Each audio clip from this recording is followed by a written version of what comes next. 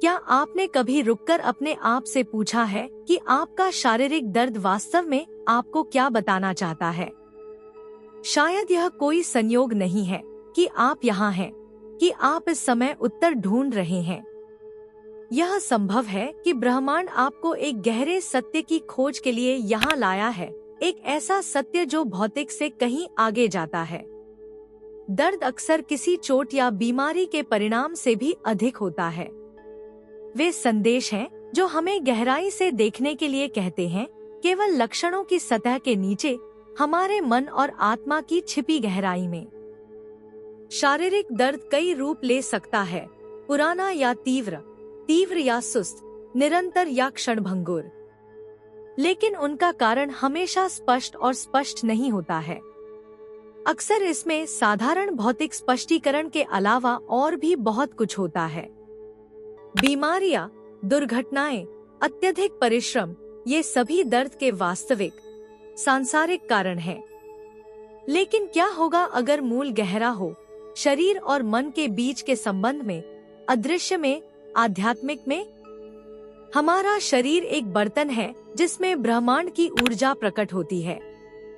यह वह भौतिक उपकरण है जिसके माध्यम से हमारा मन और आत्मा भौतिक संसार में अपने अनुभव प्राप्त करते हैं।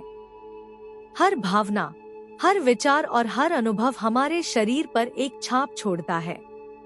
अपने शरीर को एक कैनवास के रूप में कल्पना करें, जिस पर आपका मन और आत्मा अपनी कहानियां चित्रित करते हैं। दर्द तब वह उपकरण हो सकता है जो हमें बताता है कि यह कैनवास कहीं क्षतिग्रस्त या गंदा है और ब्रश को रीसेट करने का समय आ गया है। प्राचीन आध्यात्मिक परंपराओं ने सदियों से माना है कि हमारी शारीरिक पीड़ा अक्सर गहरे मानसिक और भावनात्मक असंतुलन की अभिव्यक्ति होती है। कई संस्कृतियों में यह माना जाता है कि बीमारी और दर्द तब होता है जब हमारे शरीर में ऊर्जा अवरुद्ध हो जाती है या जब हम अपने सच्चे स्व से भटक जाते हैं। हो सकता है कि आप योग के चक्र सिद्धांत या पारंपरिक चीनी चिकित्सा के मेरिडियन को जानते हो।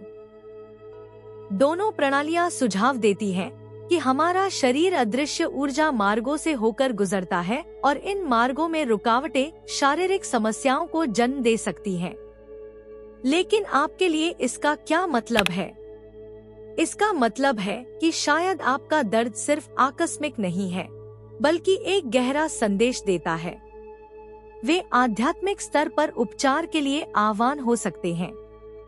वे आपको अपने भीतर झांकने और यह पता लगाने के लिए आमंत्रित कर सकते हैं कि आपके जीवन में आप कहां संतुलन से बाहर हैं। शायद कुछ अनसुलझे झगड़े, दबी हुई भावनाएं या पुराने घाव हैं जो ठीक होने का इंतजार कर रहे हैं।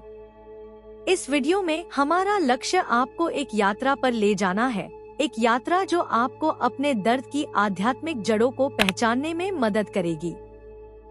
हम साथ मिलकर पता लगाएंगे कि आप ब्रह्मांड से इन संकेतों की व्याख्या कैसे कर सकते हैं और अपने शरीर, मन और आत्मा को वापस सद्भाव में लाने का तरीका ढूंढ सकते हैं।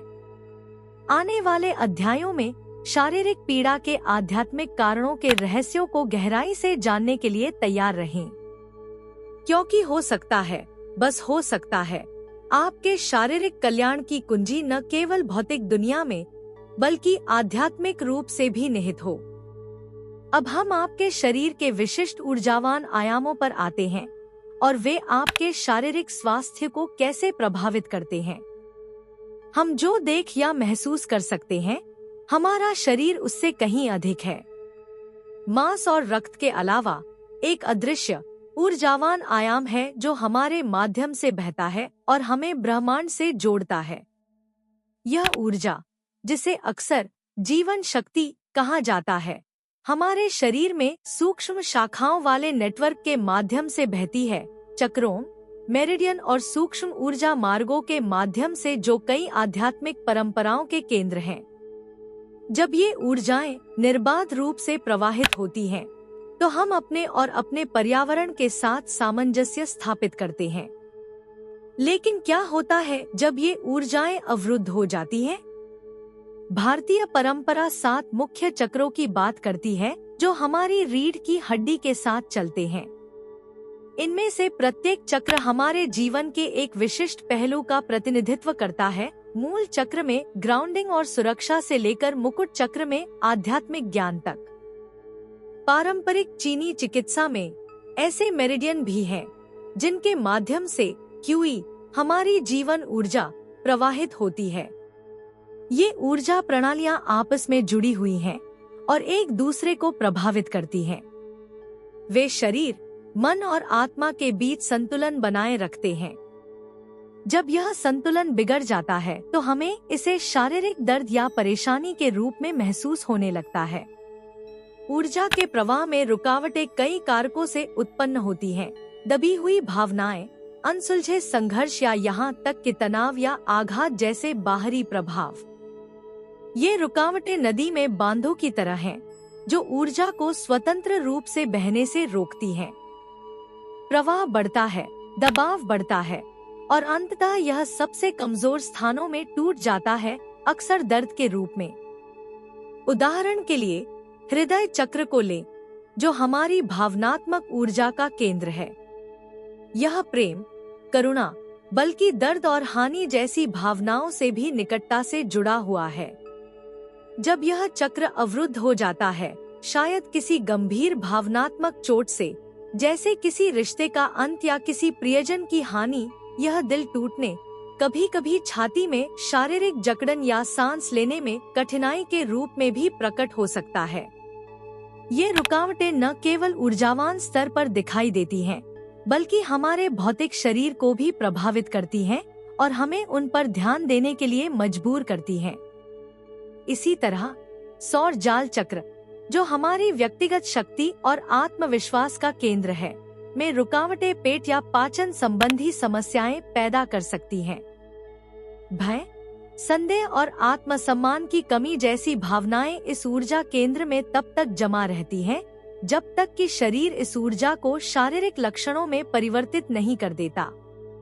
लेकिन हम ऐसी रुकावटों को कैसे हल करें? इसकी शुरुआत हमारी भावनाओं और हमारे शरीर की ऊर्जाओं के प्रति जागरूक होने से होती है। अनसुलझे आघात या गहराई से दबी हुई भावनाएं अक्सर इन रुकावटों की जड़ होती हैं। वे हमारी चेतना की छाया में रहते हैं और हमारी ऊर्जा प्रणालियों में मौन तनाव पैदा करते हैं। ध्यान, ऊर्जा कार्य या योग जैसी तकनीकों के माध्यम से हम धीरे से इन रुकावटों को दूर कर सकते हैं और ऊर्जा के प्रवाह को बहाल कर सकते हैं। यह आंतरिक उपचार की एक प्रक्रिया है, जिसमें हम अपनी भावनाओं का सामना करते हैं और वह स्थान बनाते हैं जिसकी हमारे शरीर को खुद को पुनर्जीवित करने के लिए आवश्यकता होती है। अगले अध्याय में हम अधिक विस्तार से जांच करेंगे कि कैसे इन भावनात्मक और ऊर्जावान रुकावटों के परिणामस्वरूप शारीरिक दर्द होता है और हमारा दिमाग इसमें क्या भूमिका निभाता है। हमारा शरीर हमारी आंतरिक दुनिया के कंपन के प्रति आश्चर्यजनक रूप से संवेदनशील है। जब आत्मा पीड़ित होती है, जब मन उथल-पुथल में होता है, तो शरीर अक्सर इन असुरक्षाओं और तनावों को शारीरिक लक्षणों में बदलने का एक तरीका ढूंढ लेता है। यह मनोदैहिक विज्ञान का मूल है, मन और शरीर के बीच घनिष्ठ संबंध जिसमें भावनात्मक और मानसिक स्थितियां शारीरिक लक्षण उत्पन्न करती हैं। कोई कह सकता है कि शरीर हमारे आंतरिक स्व का दर्पण है और जब इस दर्पण में दरारें दिखाई देती हैं, तो यह अक्सर अनसुलझे मनोवैज्ञानिक मुद्दे होते हैं जो दर्द या बीमारी के रूप में प्रकट होते हैं। मनोदैहिक दृष्टिकोण नया नहीं है। प्राचीन काल में भी यह ज्ञात था कि मन शरीर को प्रभावित करता है और इसके विपरीत। आधुनिक विज्ञान और चिकित्सा ने इन संबंधों की अधिक गहराई से जांच की है और यह स्पष्ट होता जा रहा है कि भय, तनाव या उदासी जैसी भावनाएं हमारे शारीरिक स्वास्थ्य पर गहरा प्रभाव डालती हैं। यदि आपने कभी डर या चिंता के कारण अपनी छाती पर तीव्र दबाव महसूस किया है या घबराहट होने पर अपने पेट में भयानक फड़फड़ाहट महसूस की है, तो आप पहले से ही मनोदैहिक संबंध का अनुभव कर चुके हैं। लेकिन मनोदैहिक दृष्टिकोण इस संबंध के मात्र अवलोकन से समाप्त नहीं होता है। वह महत्वपूर्ण प्रश्न पूछता है, कौन सी भावनात्मक और मनोवैज्ञानिक समस्याएं हमारे शारीरिक कष्ट का कारण हो सकती हैं? आध्यात्मिक स्तर पर अक्सर यह माना जाता है कि शारीरिक दर्द अनसुलझे मनोवैज्ञानिक मुद्दों की अभिव्यक्ति है। आपका शरीर आपको दर्द के माध्यम से एक संदेश भेजने की कोशिश कर रहा है। शायद एक संकेत है कि यह रुकने, गहरी सांस लेने और भीतर देखने का समय है। इसका एक सामान्य उदाहरण पीठ दर्द है। मनोदैहिक विज्ञान और आध्यात्मिक दृष्टिकोण में ये अक्सर भावनात्मक अधिभार या अपराध की भावनाओं से जुड़े होते हैं। पीठ वह चीज जो हमें सीधा रखती है और वस्तुतः हमारा समर्थन करती है, विशेष रूप से उन बोझों के प्रति संवेदनशील होती है जिन्हें हम जीवन में उठाते हैं। यदि आपको ऐसा लगता है कि आप पर बहुत अधिक उम्मीदें हावी हैं या आप अपराध बोध से दबे हुए हैं, तो यह आपकी पीठ में तनाव और दर्द के रूप में प्रकट हो सकता है। यह ऐसा है मानो आपका शरीर आपको याद दिलाना चाहता है कि आप जो बोझ उठा रहे हैं उसे छोड़ दें, या खुद से पूछें कि क्या आप खुद को माफ कर सकते हैं। दूसरा उदाहरण पेट की समस्याएं हैं, जो अक्सर चिंता और तनाव से जुड़ी होती हैं। पेट हमारे अंतर्ज्ञान और हमारी आंत भावना का केंद्र है। यदि आप अक्सर चिंतित या चिंतित महसूस करते हैं, तो यह आपके पाचन तंत्र पर दबाव डाल सकता है और पेट में ऐंठन या अन्य असुविधा पैदा कर सकता है। आपका शरीर आपको आंतरिक तनावों के प्रति सचेत करने के लिए लक्षणों की भाषा बोलता है जिन्हें आपने अनदेखा कर दिया है। यहीं पर माइंडफुलनेस का अभ्यास काम आता है, शारीरिक और आध्यात्मिक दोनों स्तरों पर उपचार की कुंजी। माइंडफुलनेस का अर्थ है वर्तमान क्षण के प्रति जागरूक होना और सभी भावनाओं और विचारों का मूल्यांकन किए बिना उनका अवलोकन करना। जब आप जागरूक होते हैं, तो आप अपने दिमाग और शरीर को एक दूसरे के साथ संवाद करने का अवसर देते हैं। आप इस बात पर ध्यान देते हैं कि आपके अंदर क्या चल रहा है और गहरी जड़ों वाली रुकावटों को पहचानने और ठीक करने की संभावना के लिए खुद को खोलें। आत्मचिंतन अगला कदम है, इस बारे में गहराई से सोचना कि आपके जीवन में कौन से अनसुलझे मुद्दे इन मनोदैहिक लक्षणों का कारण बन सकते हैं। अपने आप से पूछकर, मैंने किन भावनाओं को दबाया है, कौन से मानसिक घाव अभी तक ठीक नहीं हुए हैं, आप उपचार का द्वार खोलते हैं। दर्द अंत नहीं है, बल्कि शुरुआत है अपने भीतर जाने और अपनी अनसुलझी भावनाओं का सामना करने का निमंत्रण। आगे बढ़ते हुए आइए देखें कि विभिन्न प्रकार के दर्द विभिन्न भावनात्मक और आध्यात्मिक अवरोधों का प्रतीक कैसे हो सकते हैं और वे हमें हमारे आंतरिक संतुलन के बारे में क्या बताते हैं। हमारा शरीर हमारी भावनाओं, विचारों और आध्यात्मिक अवस्थाओं के इतिहास को गहराई से छुपाता है। हमारे द्वारा अनुभव किया गया हर दर्द, हर असुविधा एक कहानी कहती है, एक कहानी जो अक्सर प्रतीकवाद की भाषा में कूटबद्ध होती है। शरीर के विभिन्न हिस्से कुछ भावनात्मक और आध्यात्मिक स्थितियों से निकटता से जुड़े हुए हैं, जैसे कि वे भौतिक के माध्यम से हमारी आत्मा के छिपे हुए क्षेत्रों को व्यक्त कर रहे हों। इस प्रकार शरीर एक दर्पण बन जाता है जो आंतरिक संतुलन या आंतरिक तनाव को बाहर प्रतिबिंबित करता है। चलिए सिर से शुरू करते हैं। सिर दर्द, विशेष रूप से माइग्रेन, अक्सर मानसिक अधिभार या आंतरिक संघर्ष का संकेत होता है। सिर हमारी सोच और मन का केंद्र, हमारी दैनिक चिंताओं, भय और विचार पैटर्न का बोझ वहन करता है। जब दिमाग अत्यधिक बोझिल हो जाता है, शायद बहुत सारे विचारों, निरंतर चिंतन या किसी चीज पर नियंत्रण खो देने की भावना से, यह सिर में दर्द के रूप में प्रकट हो सकता है। सिर दर्द इस तथ्य की अभिव्यक्ति हो सकता है कि आपने बहुत अधिक काम ले लिया है और आपका मन शांति और स्पष्टता चाहता है। मानसिक रुकावटें, जैसे पुरानी मान्यताओं या गहरे डर को बरकरार रखना, आपके विचारों के मुक्त प्रवाह में बाधा डाल सकता है और असहनीय दर्द में प्रकट हो सकता है। आपका दिमाग आपसे कह रहा है, अब समय आ गया है कि जाने दो और नए विचारों और दृष्टिकोणों के लिए जगह बनाओ। गर्दन और कंधों का उस बोझ से गहरा संबंध है जो हम अपने ऊपर लेते हैं, चाहे वह भावनात्मक हो, मानसिक हो या आध्यात्मिक हो सकता है कि आप वस्तुतः दबाव में होने या दुनिया का भार अपने कंधों पर महसूस करने की भावना को जानते हो। ये भौतिक क्षेत्र अक्सर उन जिम्मेदारियों को वहन करते हैं जो हम दूसरों पर लेते हैं, हमसे की गई अपेक्षाएं या यहाँ तक कि वह अपराध बोध भी जो हम खुद पर थोपते हैं। यदि आपकी गर्दन अकड़ जाती है या आपके कंधे दुखने लगते हैं, तो यह इस बात का संकेत हो सकता है कि आप अपनी क्षमता से अधिक वजन उठा रहे हैं। हो सकता है कि आपको ऐसा लगे कि आप पर्याप्त नहीं हैं, या आप दूसरों की जरूरतों को अपनी जरूरतों से पहले रखने की कोशिश कर रहे हैं। आपका शरीर आपको संकेत देता है कि अब इन बोझों से मुक्त होने का समय आ गया है, चाहे सीमाएं निर्धारित करके, जिम्मेदारी सौंपकर या अपराध बोध से मुक्त होकर। आपके शरीर के ये क्षेत्र आपको याद दिलाते हैं कि आपको सब कुछ अकेले नहीं करना है और मदद स्वीकार करना ठीक है। हमारे अंतर्ज्ञान और भावनाओं का केंद्र विशेष रूप से भय, अनिश्चितता और अनसुलझे संघर्ष के प्रति संवेदनशील है। जब हम किसी चीज से डरते हैं या अंदर से असहज महसूस करते हैं, तो पेट अक्सर ऐंठन, मतली या पाचन समस्याओं के साथ प्रतिक्रिया करता है। यह एक संयोग नहीं है। कई आध्यात्मिक परंपराओं में आंत को दूसरे मस्तिष्क के रूप में देखा जाता है, जो भावनाओं को गहरे, आंतरिक तरीके से संसाधित करता है।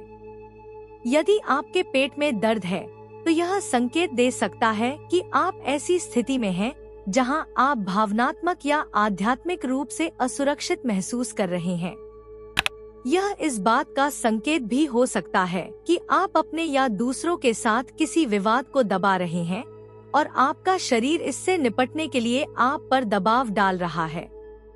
आपकी अंतरात्मा आपसे बात करती है और आपसे इन आंतरिक संघर्षों से बचने के लिए नहीं, बल्कि उनका सामना करने और स्पष्टता पाने के लिए कहती है। इसे बेहतर ढंग से समझने के लिए कुछ उदाहरणों का उपयोग किया जा सकता है। एक व्यक्ति जो बार बार गर्दन के गंभीर दर्द से पीड़ित होता है, गहन आत्मचिंतन के बाद उसे एहसास होता है कि वह अपने रिश्ते में अपने साथी की खुशी के लिए भावनात्मक रूप से जिम्मेदार महसूस करता है। यह निरंतर बोझ जिसे वह अनजाने में अपने कंधों पर रखता है, एक रुकावट का कारण बनता है, जिसके परिणामस्वरूप अंततः शारीरिक दर्द होता है। केवल जब वह अपनी जिम्मेदारी लेना शुरू करता है और इस अत्यधिक प्रतिबद्धता को छोड़ देता है, तो दर्द गायब होना शुरू हो जाता है। या एक महिला जो लंबे समय से पेट दर्द से पीड़ित है, उसने देखा है कि यह अक्सर उन क्षणों में होता है जब वह विशेष रूप से असुरक्षित या चिंतित महसूस करती है, चाहे काम पर हो या अपने निजी जीवन में। उसकी भावनाएं उसके शरीर में प्रतिबिंबित होती हैं, जो उसे संकेत देती हैं कि उसे अपने पेट को शांत करने के लिए अपने आंतरिक भय पर काम करने की आवश्यकता है। ये उदाहरण बताते हैं कि शरीर हमारी भावनाओं और आध्यात्मिक स्थिति से कितनी निकटता से जुड़ा हुआ है। आपके शरीर के विभिन्न क्षेत्रों में महसूस होने वाला दर्द आकस्मिक नहीं है। वे आपके शरीर के संदेश हैं जो संकेत देते हैं कि भावनात्मक और आध्यात्मिक दोनों स्तरों पर उपचार की आवश्यकता कहाँ है। अगले अध्याय में हम कर्म की अवधारणा और उन आध्यात्मिक पाठों के बारे में गहराई से जानेंगे जो दर्द हमें सिखा सकता है। कर्म की अवधारणा प्राचीन है, जो दुनिया की कई आध्यात्मिक परंपराओं में गहराई से निहित है। यह कहता है कि हमारा प्रत्येक कार्य, प्रत्येक विचार, प्रत्येक निर्णय ब्रह्मांड में एक प्रतिध्वनि पैदा करता है, एक कंपन जो देरसबेर हमारे पास लौट आता है। कर्म केवल पुरस्कारों और दंडों की एक प्रणाली नहीं है, बल्कि यह कारणों और प्रभावों का एक जाल है जो हमारे जीवन में चलता है और हमारे अनुभवों का ताना बाना बनाता है। दर्द इस जाल में एक विशेष भूमिका निभाता है। यह न केवल एक शारीरिक अनुभूति है, बल्कि अक्सर आध्यात्मिक पाठों का वाहक भी होता है जो हमारे कर्म में गहराई से निहित होते हैं। कल्पना करें कि आपका दर्द मूक शिक्षकों की तरह है जो आपसे बात कर रहे हैं, आपके आंतरिक संतुलन और आध्यात्मिक विकास के बारे में संदेश दे रहे हैं। वे आपकी आत्मा के मार्ग पर साइन पोस्ट की तरह हैं, जो आपको दिखाते हैं कि आपके जीवन में कहाँ सुधार करने की आवश्यकता है। दर्द यह संकेत दे सकता है कि अनसुलझे कर्म उलझाव आपके वर्तमान जीवन पर अपनी छाप छोड़ रहे हैं। हो सकता है कि यह अतीत में आपके द्वारा चुने गए विकल्प हों, आपके द्वारा बार बार दोहराए जाने वाले व्यवहार के पैटर्न हों, या यहाँ तक कि पिछले जीवन के सबक भी हों जो स्पष्टीकरण की मांग कर रहे हों। उदाहरण के लिए, यदि आप एक ही प्रकार के दर्द को बार बार अनुभव करते हैं, चाहे वह बार बार होने वाला सिरदर्द हो या पुरानी पीठ दर्द, यह संकेत दे सकता है कि कोई गहरा अनसुलझा कार्मिक मुद्दा है जिसे आपको संबोधित करने की आवश्यकता है। ऐसा दर्द पिछले निर्णयों और कार्यों की प्रतिध्वनि हो सकता है जो आपके सच्चे सुख के अनुरूप नहीं थे। आपका शरीर आपको सचेत करने की कोशिश कर रहा है कि इन पैटर्न को तोड़ने और एक नई दिशा में आगे बढ़ने का समय आ गया है। एक आध्यात्मिक शिक्षक के रूप में दर्द रुककर हमारे जीवन को उच्च दृष्टिकोण से देखने की याद दिलाता है। वे हमें धैर्य, करुणा और जाने देने की कला सिखाते हैं। दर्द के माध्यम से हम यह पहचान सकते हैं कि कहाँ हम खुद पर या दूसरों पर बहुत अधिक कठोर हो गए हैं, कहाँ हमने पुराने घावों या नकारात्मक ऊर्जाओं को बहुत लंबे समय तक पकड़ कर रखा है। इन पाठों को पहचानना कभी कभी मुश्किल होता है, खासकर जब हम दर्द के मद्देनजर खो जाते हैं। लेकिन जब हम दर्द को एक मार्गदर्शक के रूप में स्वीकार करने के लिए खुद को खोलते हैं, तो हम अप्रत्याशित अंतर्दृष्टि प्राप्त कर सकते हैं। दर्द के माध्यम से सीखे गए कर्म सबक का एक सामान्य उदाहरण पुरानी चोटें या बीमारियां हैं जो बार बार दोहराई जाती हैं, भले ही उनके लिए कोई स्पष्ट चिकित्सा स्पष्टीकरण न हो। यह आवर्ती दर्द अनसुलझे कार्मिक मुद्दों का परिणाम हो सकता है, शायद इस जीवन से, शायद पिछले जीवन से जो वर्तमान में अपनी छाया डालता है। एक व्यक्ति जो बार बार चोटों से जूझता है, उसे आत्ममूल्य के मुद्दे का सामना करना पड़ सकता है। शायद वह भूल गया है कि अतीत में खुद के लिए कैसे खड़ा होना है, और शरीर अब उसे दिखा रहा है कि यह सबक सीखने का समय है। लेकिन आप इन कर्म पाठों को कैसे पहचान सकते हैं और उन पर कार्रवाई कैसे कर सकते हैं? पहला कदम है सचेत रहना और अपने जीवन में बार बार आने वाले पैटर्न और अपने दर्द का निरीक्षण करना। जब दर्द वापस आता है तो कौन सी भावनाएं या विचार उत्पन्न होते हैं?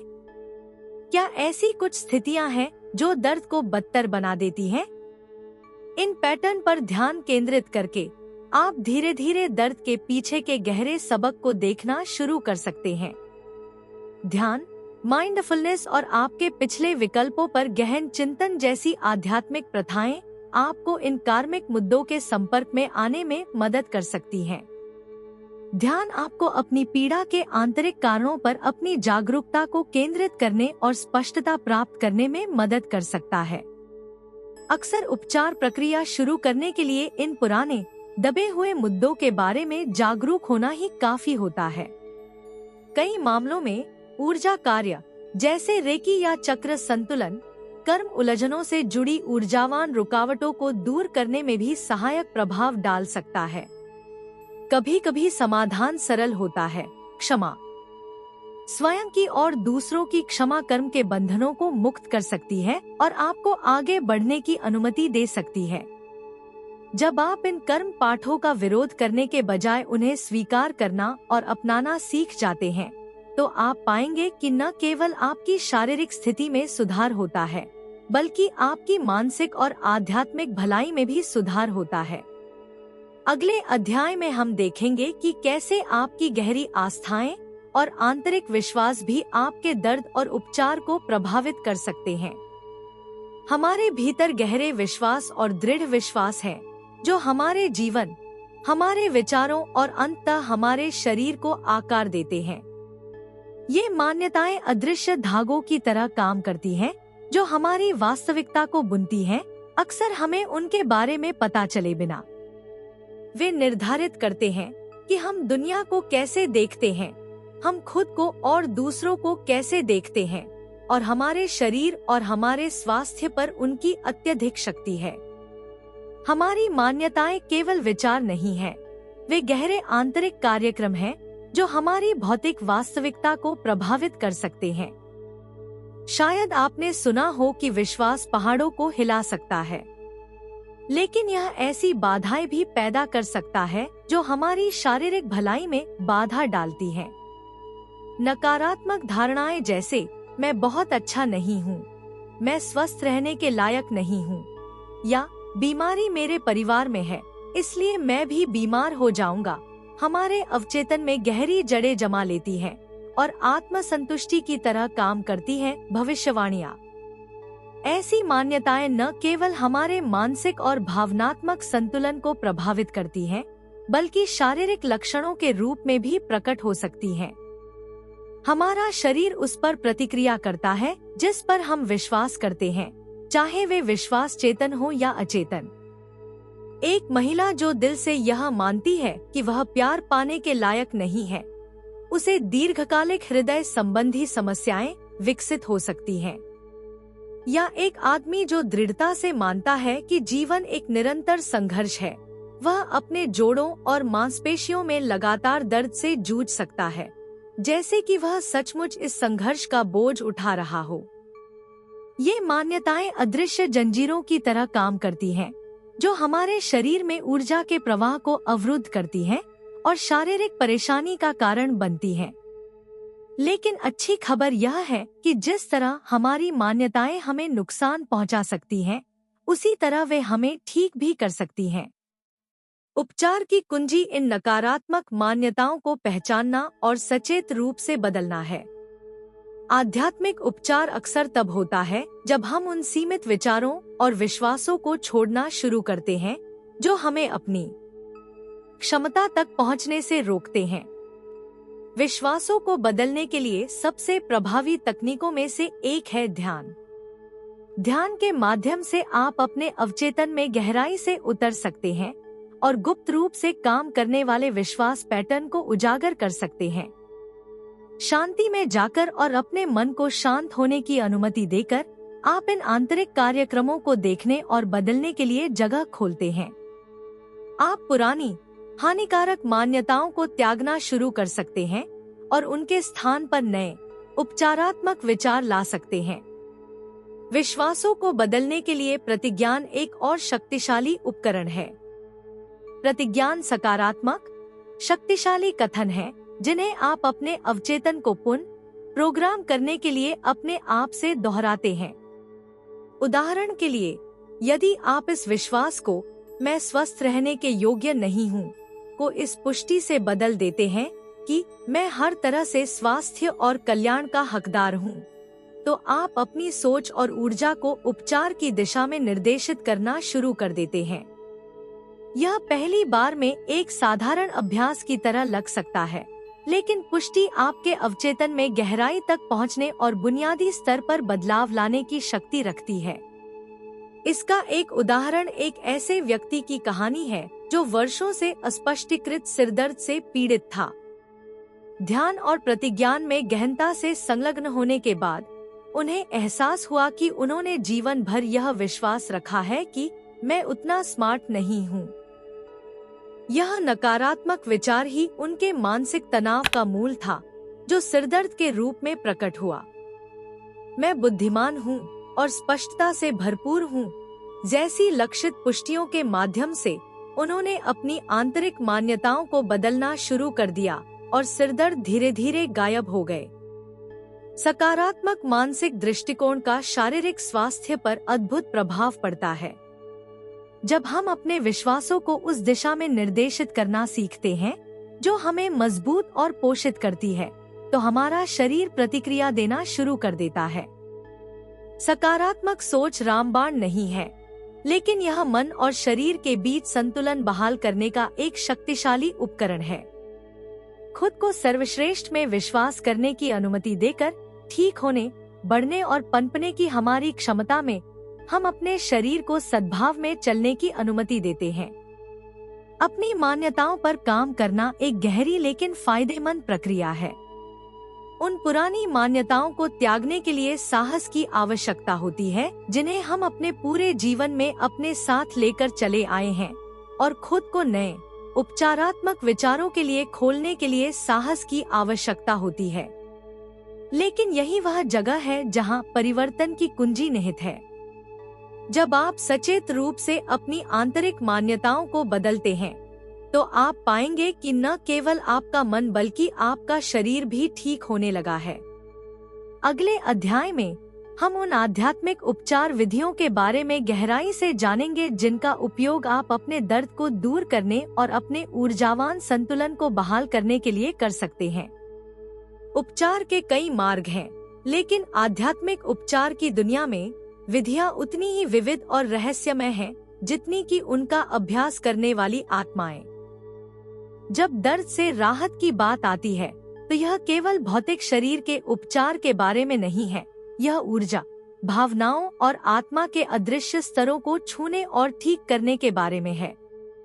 उपचार की कुंजी अक्सर ऊर्जा के प्रवाह को संतुलन में लाने, रुकावटों को दूर करने और आंतरिक सद्भाव को बहाल करने में निहित होती है। सबसे प्रसिद्ध और शक्तिशाली आध्यात्मिक उपचार विधियों में से एक है रेकी। यह प्रथा, जो जापान में शुरू हुई, इस सिद्धांत पर आधारित है कि एक उपचारकर्ता सार्वभौमिक जीवन ऊर्जा को प्रसारित करता है और इसे उपचार चाहने वाले को स्थानांतरित करता है। रेकी शरीर की सूक्ष्म ऊर्जाओं के साथ काम करती है और उन रुकावटों को दूर करने में मदद करती है जो जीवन ऊर्जा के प्राकृतिक प्रवाह में बाधा डालती है। यदि आपको कभी भी थकान, थकावट या ऊर्जावान रूप से असंतुलित महसूस हुआ है, तो रेकी आपकी आंतरिक ऊर्जा में सामंजस्य स्थापित करने और आपके दर्द से राहत पाने का एक साधन हो सकती है। चक्रों को संतुलित करना भी उपचार का एक सामान्य तरीका है। आपके शरीर के 7 मुख्य चक्रों में से प्रत्येक आपके शारीरिक, भावनात्मक और आध्यात्मिक अस्तित्व के एक विशिष्ट पहलू के लिए जिम्मेदार है। यदि इनमें से कोई भी चक्र अवरुद्ध हो जाता है, तो इससे दर्द और असुविधा हो सकती है। उदाहरण के लिए, एक अवरुद्ध मूल चक्र असुरक्षा और निराधारता की भावनाओं को जन्म दे सकता है, जो पीठ दर्द या थकान के रूप में प्रकट हो सकता है। चक्र ध्यान या ऊर्जावान उपचार इन रुकावटों को दूर करने और ऊर्जा के प्राकृतिक प्रवाह को बहाल करने में मदद कर सकता है। एक और आध्यात्मिक विधि जिसमें उपचार की महान शक्ति है, वह है ध्यान। ध्यान के माध्यम से आप न केवल अपने मन को शांत कर सकते हैं, बल्कि अपने अस्तित्व की गहरी परतों तक भी पहुंच सकते हैं और ऊर्जावान स्तर पर उपचार का अनुभव कर सकते हैं। ऐसी ध्यान तकनीकें हैं जो विशेष रूप से शरीर के दर्द वाले हिस्से पर ध्यान केंद्रित करके और उसे उपचार ऊर्जा में लपेटकर दर्द से राहत देने के लिए डिजाइन की गई हैं। कल्पना करें कि आपके शरीर की प्रत्येक कोशिका में सुनहरी रोशनी प्रवाहित हो रही है, दर्द दूर हो रहा है और आपके शरीर को उपचारात्मक गर्मी से भर रहा है। प्रतिज्ञान और दृश्यावलोकन भी शक्तिशाली आध्यात्मिक उपकरण हैं।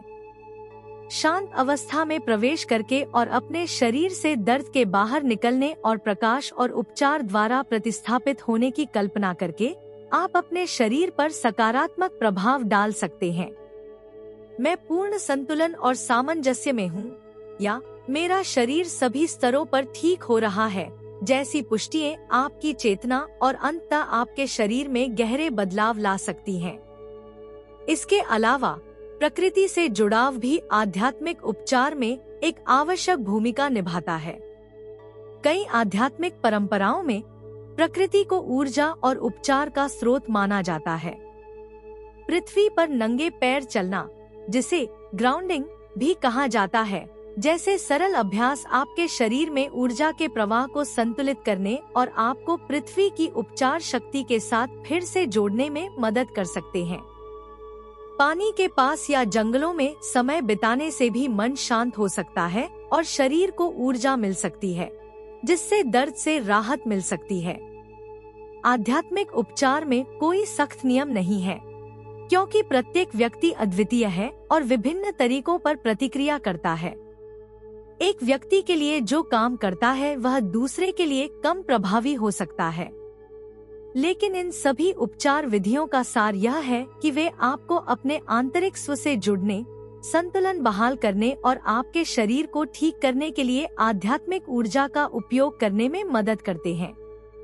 जैसा कि हम अपनी यात्रा के समापन के करीब हैं, अगले अध्याय में आइए इस पर विचार करें कि हमने क्या सीखा है और उन तरीकों का पता लगाएं जिनसे आप स्थायी उपचार प्राप्त करने के लिए इन आध्यात्मिक उपचार के तौर तरीकों को अपने दैनिक जीवन में शामिल कर सकते हैं। अब जब हमने शारीरिक दर्द को उसकी आध्यात्मिक जड़ों से जोड़कर यह यात्रा एक साथ की है, तो अब समय आ गया है कि हम रुकें और जो हमने सीखा है उस पर विचार करें।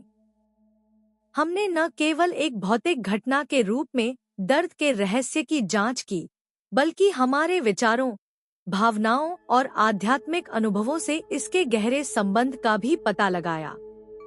यह पता चला है कि हमारा दर्द अक्सर ब्रह्मांड से एक संदेश है, गहराई से देखने और समझने का निमंत्रण है कि हमारे भीतर क्या हल करना या ठीक होना चाहता है। हमने पाया है कि हमारा ऊर्जा शरीर, जिसमें चक्र, मेरिडियन और सूक्ष्म मार्ग शामिल हैं, एक महत्वपूर्ण भूमिका निभाता है। इस प्रणाली में रुकावटें दर्द और परेशानी का कारण बन सकती हैं, जो अक्सर हमारे भावनात्मक और मानसिक संघर्षों को दर्शाती हैं। विभिन्न प्रकार के दर्द और शरीर के क्षेत्रों के प्रतीकवाद ने हमें दिखाया कि प्रत्येक लक्षण एक कहानी कहता है, एक संदेश जो सुनना चाहता है। कर्म को समझने के माध्यम से हमने सीखा है कि आध्यात्मिक शिक्षक के रूप में दर्द अक्सर हमारे जीवन में आता है। वे सिर्फ बाधाएं नहीं हैं, बल्कि हमें मूल्यवान सबक और आंतरिक परिवर्तन का रास्ता दिखाते हैं।